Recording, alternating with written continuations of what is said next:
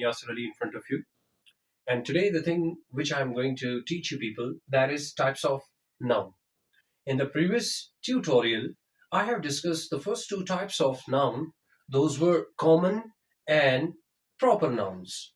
And today I have selected two more types, and one is abstract noun and the second one is concrete noun.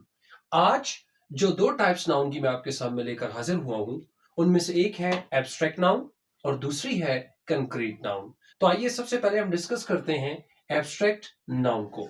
What is an abstract noun? Let's see. It is the name of any feeling और emotion. ये किसी जज्बे या एहसास का नाम है.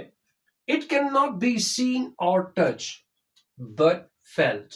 ये वो नाउन है जिसे ना हम देख सकते हैं और ना छू सकते हैं, लेकिन इसको महसूस किया जा सकता है क्योंकि ये किसी इमोशन या किसी जज्बे का नाम है. तो याद रहे कि एब्स्ट्रैक्ट नाउन वो नाउन्स होते हैं जिनको हम महसूस तो कर सकते हैं लेकिन ना हम इन्हें देख सकते हैं ना हम इन्हें छू सकते हैं. कुछ एग्जांपल्स आपके सामने मैंने रखी.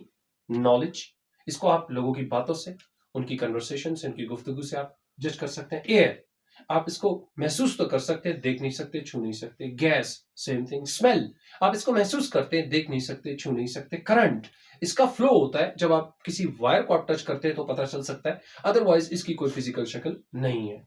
Happiness can be felt but cannot be seen or touched. Sadness and sound are the examples of abstract noun. फिर से सुन लीजिए कि वो नाउन जिनको हम देख नहीं सकते, जिनको हम छू नहीं सकते लेकिन महसूस कर सकते हैं, उनको कहते हैं एब्स्ट्रैक्ट नाउन. और जो दूसरा नाउन है मेरे पास वो है concrete noun. That is totally opposite to this one. It has a physical existence. इसका एक, आप कह सकते हैं कि एक वजूद है. अब जिस चीज का वजूद है उसको देखा भी जा सकता है, छुआ भी जा सकता है. फिर मैंने कहा it can be seen and touch. इनको देखा भी जा सकता है, छुआ भी जा सकता है.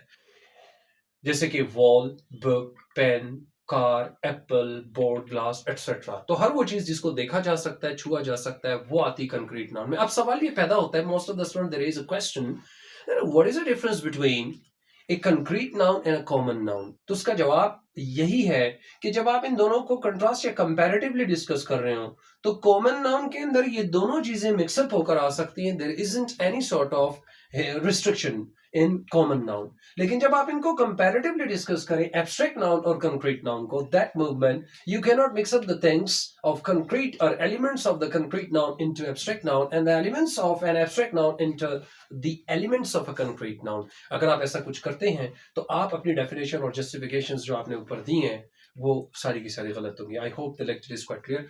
अगर फिर भी कोई क्वेश्चन हो, you can ask me in comment. Please keep on liking my YouTube channel, like my videos. We'll meet you in next tutorial. Thank you very much.